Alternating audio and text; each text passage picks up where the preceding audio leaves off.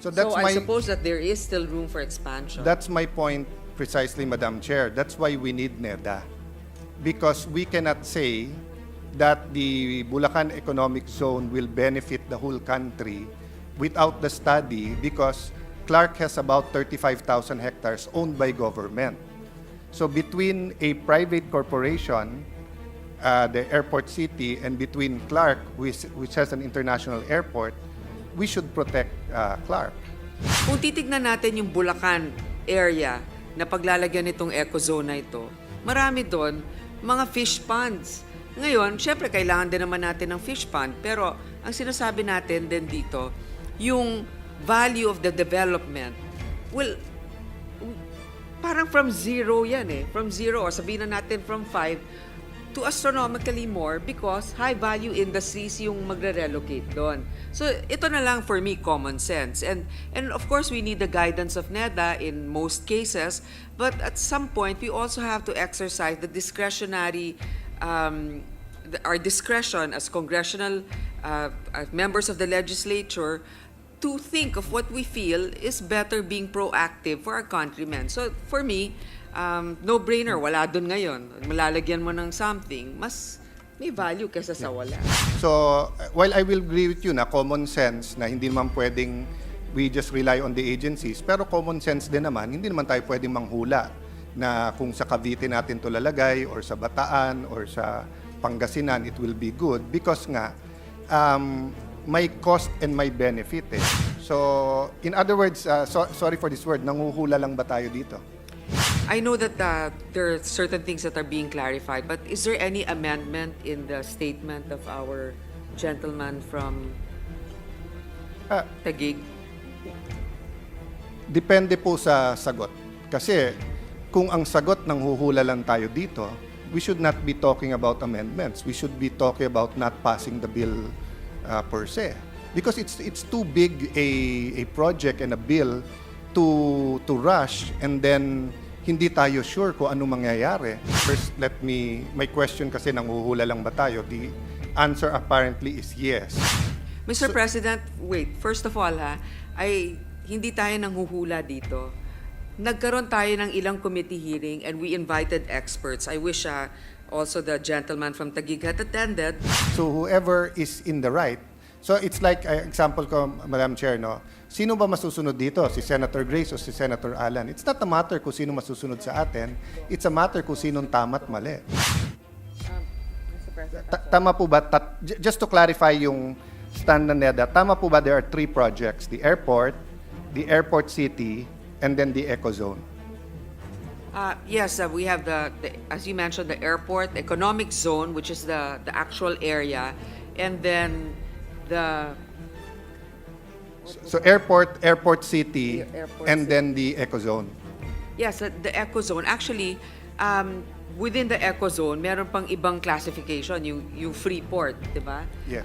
These are the different incentives that will be. So just to clarify, to give a better picture of what we're talking about, yung sinasabing 2,500 hectares, yun yung airport city or yun yung airport alone? Airport city lang yon because the actual economic zone is much bigger. So how big is the airport compared to the airport city?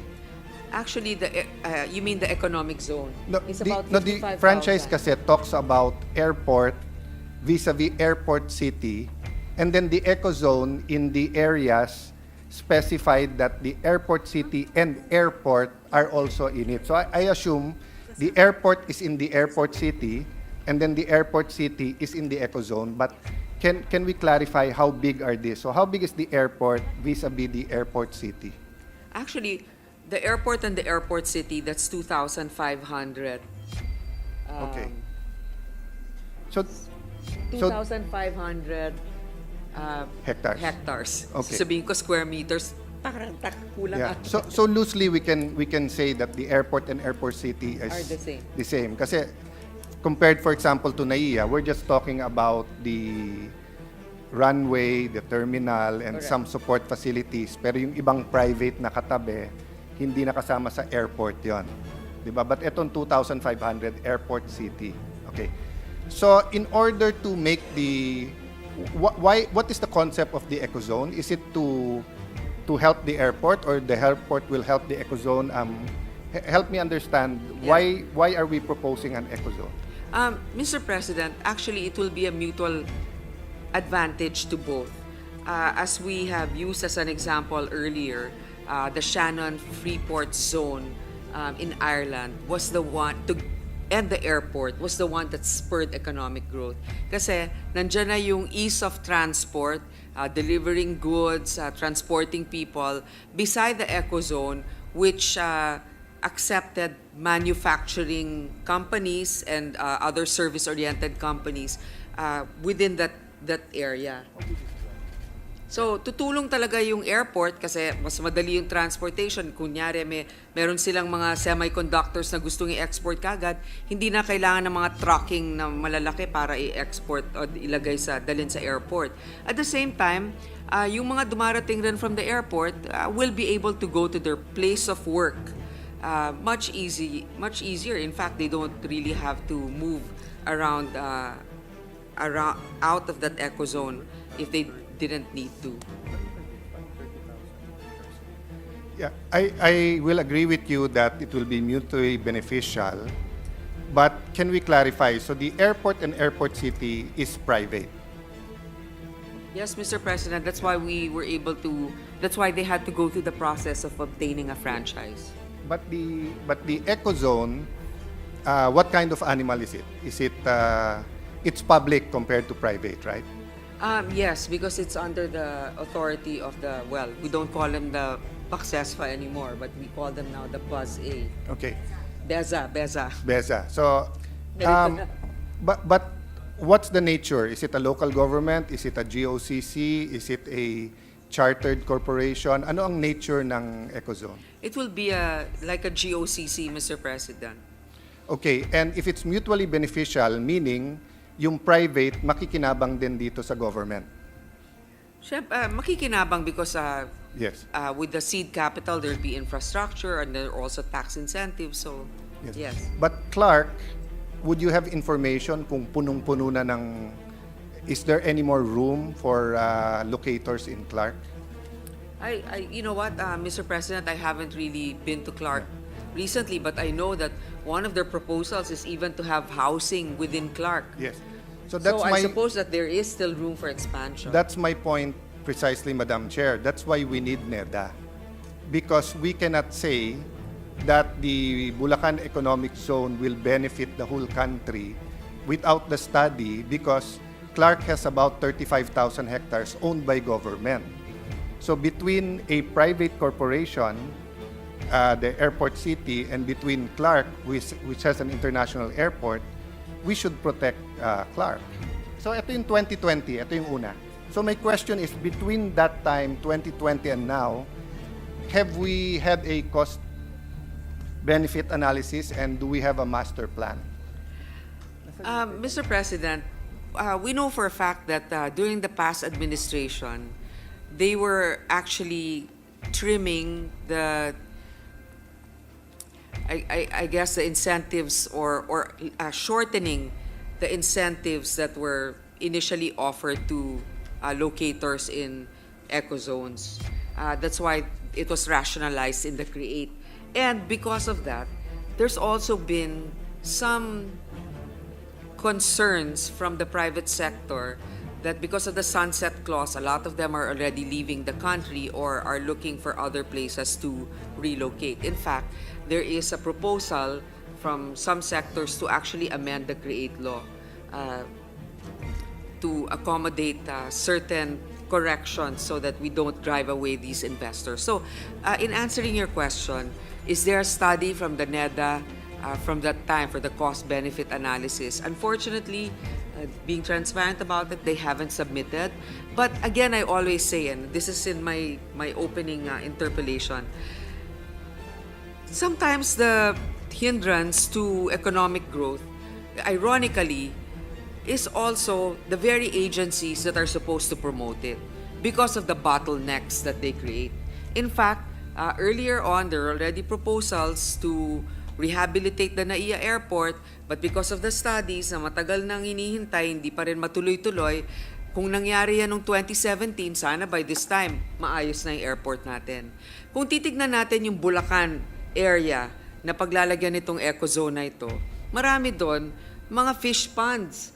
Ngayon, syempre kailangan din naman natin ng fish pond, pero ang sinasabi natin din dito, yung value of the development, well, parang from zero yan eh. From zero, or sabihin na natin from 5 to astronomically more because high-value industries yung magre-relocate doon. So, ito na lang for me, common sense. And of course, we need the guidance of NEDA in most cases, but at some point, we also have to exercise the discretionary, our discretion as congressional members of the legislature to think of what we feel is better being proactive for our countrymen. So, for me, no-brainer, wala dun ngayon. Malalagyan mo ng something, mas may value kaysa sa wala.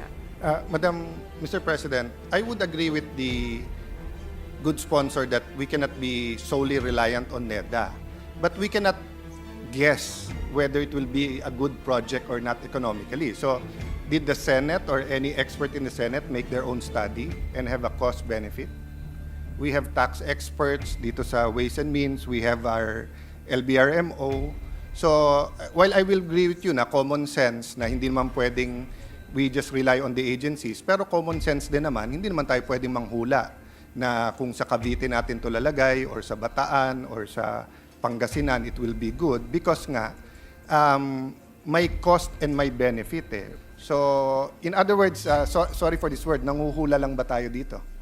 Mr. President, I know that there are certain things that are being clarified, but is there any amendment in the statement of our gentleman from Taguig? Depende po sa sagot. Kasi kung ang sagot ng huhula lang tayo dito, we should not be talking about amendments. We should be talking about not passing the bill because it's too big a project and a bill to rush and then hindi tayo sure kung ano mangyayari. And you don't want this vetoed again, no? Going back to your question, is there a study? Well, of course, in the committee hearings, we invited experts to give their opinions, and there are a lot of business leaders that are supportive of this, not just the ones from San Miguel. We also have the Senate Tax Office and the Senate Economic Planning Office that weighed in on this because unfortunately, even if we're here in the Senate, hindi natin mapilit yung mga departments na mag-submit na kayo. But then again, Senator Ralph Recto, who is now currently the Secretary of Finance, has said, I'm supportive of it. I think it will be good. So, Mr. President, that's what I can offer now. Yes. And well, Mr. President, first my question kasi nanghuhula lang ba tayo? The answer apparently is yes. Because iba po yung we weigh in na nagbigay tayo ng opinion, iba yung may study tayo. So for example, if you say, are you in favor, Alan, of building the airport in the Laguna Lake? I'm in favor, taga-Taguig ako eh. I'm in favor sa Bulacan, taga-Bulacan din kami. Diba? But if you ask me, is that an expert opinion? Do you have a study? Wala. Second point, the good sponsor is arguing for the airport. Wala na tayong tanong sa airport. Batas na yon and we all want that. We're talking about the eco zone, not the airport.